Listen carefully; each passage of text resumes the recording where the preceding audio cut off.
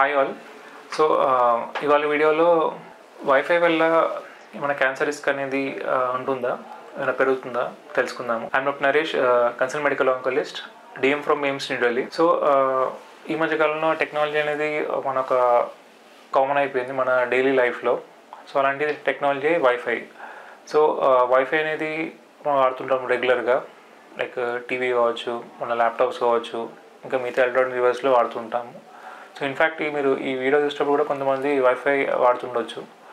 So wifi వల్ల risk అనేది ఎక్కువ అవుతుందని కొన్ని రిపోర్ట్స్ ఉన్నాయి ప్రీవియస్, లైక్ 2011లో. సో అలా ఎందుకు అనుకున్నారో తెలుసుకుందాము. ఈ వైఫై అనేది ఒక ఎలక్ట్రోమాగ్నెటిక్ ఫీల్డ్స్ అన్నట్టు. సో అదొక టైప్ ఆఫ్ రేడియేషను. దానివల్ల ఏమవుతుందంటే డేటా అనేది ట్రాన్స్ఫర్ అవుతూ ఉంటుంది. సో ఈ రేడియేషన్ అనేది దీనివల్ల రిస్క్ అనేది ఉండొచ్చా అని చాలామంది అనుకుంటారు. కొన్ని యానిమల్స్లో చూసారు, ర్యాట్ మోడల్స్లో చూసారు.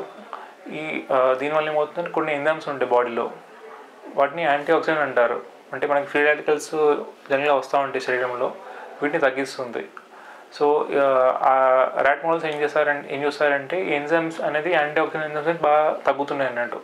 దీనిలో రిస్క్ ఉంటుందని చెప్పి వాళ్ళకి అన్నారు ఆ రిపోర్ట్స్లో. బట్ హ్యూమన్స్లో ఎలాంటి స్టడీస్ అనేవి లేవు. అండ్ ఇప్పుడు ఈ వైఫైలో ఉండేది it is non ionizing radiation. So రేడియేషన్లో కూడా 2 రకాలు ఉంటుంది, ఒక అయనైజింగ్ అని, నాన్ అయనైజింగ్ అని. సో నాన్ అయనైజింగ్ రేడియేషన్ అనేది డిఎన్ఏకి ఎటువంటి డ్యామేజ్ ఉండదు అన్నట్టు. మా కణంలో లైక్ సెల్లో డిఎన్ఏ, ఎంఆర్ఎన్ఏ అండ్ ప్రోటీన్ అని ఉంటుంది.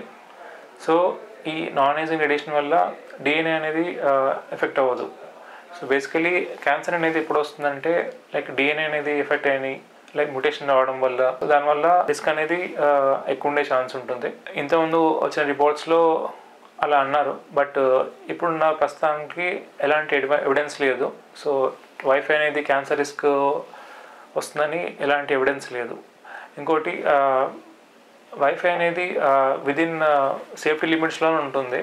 సో ఆ రీచ్ కూడా విదిన్ షార్ట్ లిమిట్లో ఉంటుంది.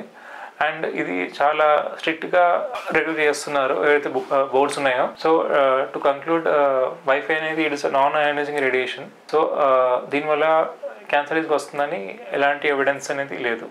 Thank you all for watching this video. So ఇలాంటి ఎడ్యుకేషన్ కంటెంట్ కోసం you can subscribe the channel, you can follow, and comments ఉన్నాయి, you can post. Thank you.